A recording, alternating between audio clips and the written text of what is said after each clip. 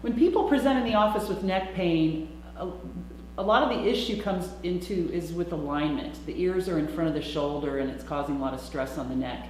And there's a lot of reasons for that, but typically it's because we're in this forward-leaning culture now where we're at a computer or looking at our phones with our neck not in a neutral position. So I like to use a couple different props to get people in good alignment, and we're going to do 3 different exercises to help them strengthen the neck and help counteract all the forward-leaning or the forward head positions.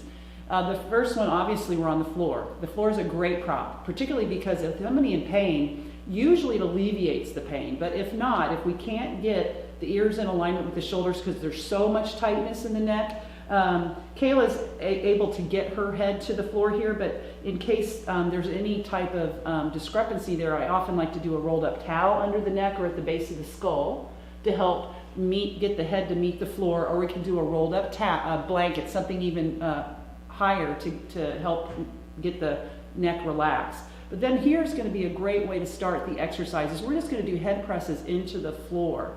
And this is going to just be the matter of pressing the back of the head into the floor or the towel that's there and feeling the contraction in the back of your neck and then releasing and doing about 10 of those to get those muscles moving and firing in a nice, safe way because our head's supported, our neck's supported, and our back's supported.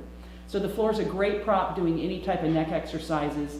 And that's the first strengthening exercise that we're going to do. And now we're going to move to the next prop, the wall. So the next prop that is really helpful in helping us strengthen our neck is the wall. Not only does it help us, give us something to press into, but it provides that alignment just like the floor did. So we've got Kayla lined up, and I often have people bring, depending on their body shape, but usually we can bring heels into the baseboard, hips into the wall, back of the shoulders or the shoulder blades, and the back of the head. And that often brings the ears in line with the shoulders.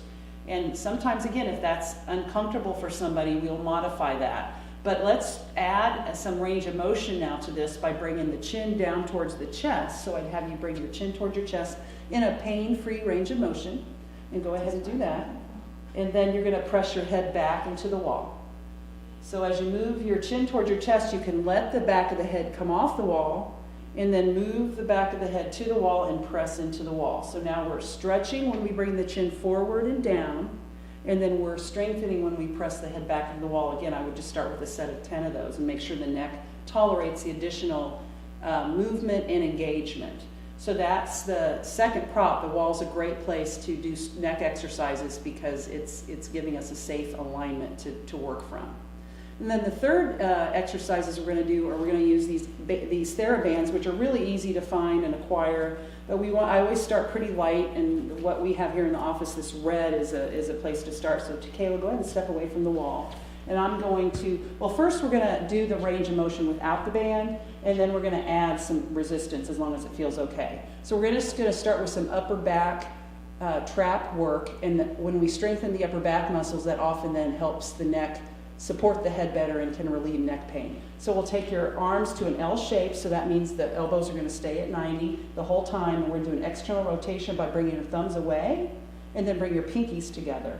And I like how you're keeping your elbows tucked in towards your waist, and then the pinkies come back together. And we do that about 10 times and make sure that there's no discomfort in the neck or increase in symptoms. And if that's okay, then we're going to add a little bit of resistance in the form of the band.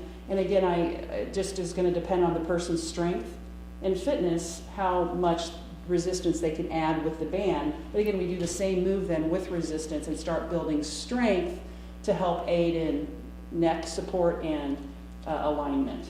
So that would be the first exercise, just a host of things that we would do to help build upper back and neck strength to help someone with neck pain in the office.